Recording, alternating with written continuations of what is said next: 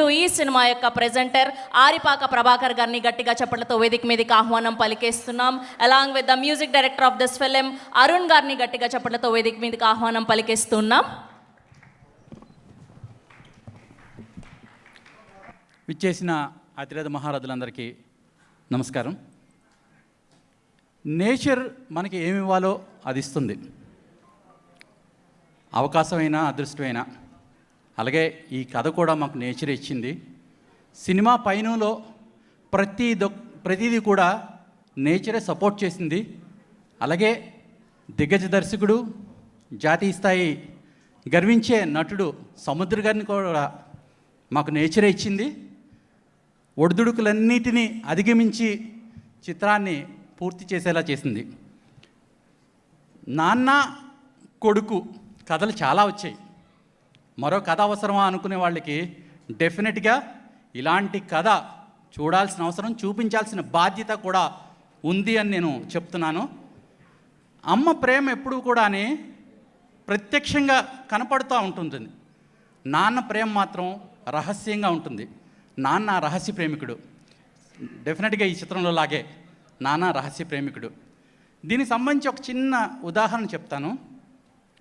నేను డైరెక్షన్ డిపార్ట్మెంట్లో పనిచేసేటప్పుడు ఓ సినిమాకి వర్క్ చేస్తున్నప్పుడు ఒక హీరోని అనుకున్నాం. ఒకరోజు అనుకోకుండా సడన్గా వాళ్ళ ఫాదర్ మా దగ్గరికి వచ్చారు. వచ్చి సీరియస్గా ఆవేశపడుతూ కొద్దిగా ఇదిగా వచ్చి రూమ్లోకి వచ్చి తన చేతుల్లోంచి 2-3 డబ్బులు నోట్ల కట్టలు తీసి టేబుల్ మీద పెట్టారు.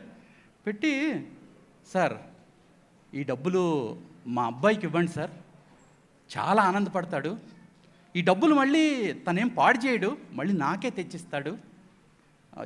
మీరు ఇస్తే చాలా ఆనందం వాడి కళ్ళలో నేను చూడాలి సార్ అని చెప్పాడు. ఎంత రహస్యంగా ప్రేమ అంటే, ఆ డబ్బులు తెచ్చిన ఆ వ్యక్తి ఎవరంటే మన స్వర్గీయ హాస్యనుడు ఎంఎస్ నారాయణ గారు.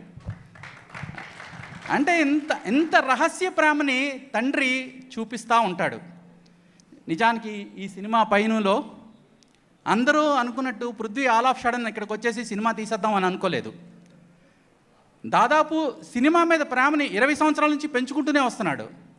చైల్డ్ ఆర్టిస్ట్గా ఒక చిరుజల్లు అనే సినిమాలో చేశాడు.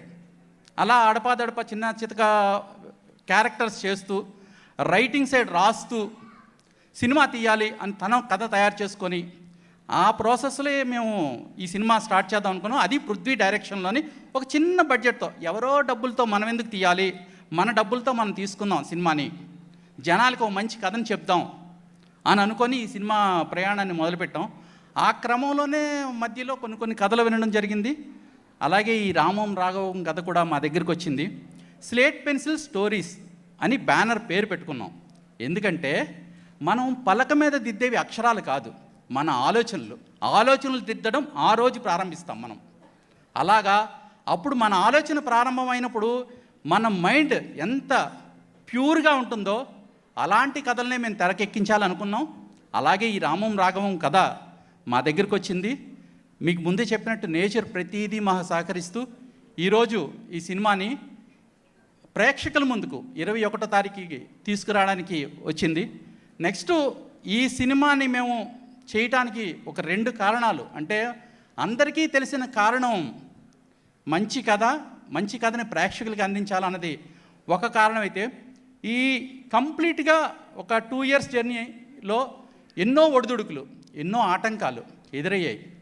చాలాసార్లు సినిమాని ముందుకు తీసుకెళ్ళకూడదు అని అనుకున్నాం డెసిషన్. కానీ సినిమాని ఆపకుండా, అంటే నేనే ఎక్కువ అడ్డుపడ్డాను. దానికి కారణం ఏంటంటే, నేను ఒక సినిమాని డైరెక్షన్ చేసిన తర్వాత మా అక్క కొడుకు, మా మేనల్లుడు పృథ్వీ వాళ్ళ అన్నయ్య, మామయ్య నాకు నెక్స్ట్ సినిమాలో ఒక వేషం ఇవ్వు అని అడిగాడు. కరోనా సమయంలో వెళ్ళిపోయాడు, వేషం ఇవ్వలేకపోయాను నేను. ఆ ఎమోషనల్ స్వార్థం కారణంగా ఈ సినిమా మనం తీస్తే, ఇంత మంచి సినిమా మనం తీస్తే వాడి ఫోటో వేయచ్చు అన్న స్వార్థం అవుతూ ఈ ఎమోషనల్ జర్నీలో ఈ సినిమాని మీ అందరికీ ఆకట్టుకుంటుందని మరోసారి మనస్ఫూర్తిగా చెప్తున్నాను. ప్రేక్షకులు విజయం చేయడానికి, అందించడానికి సిద్ధంగా ఉన్నారు. అలాగే 24 క్రాఫ్ట్స్లో భాగమైనటువంటి జర్నలిస్టులు కూడా మా వెనకాల ఉండి ముందస్తు విజయం అందించడానికి రెడీగా ఆశీస్సులు అందజేశారు.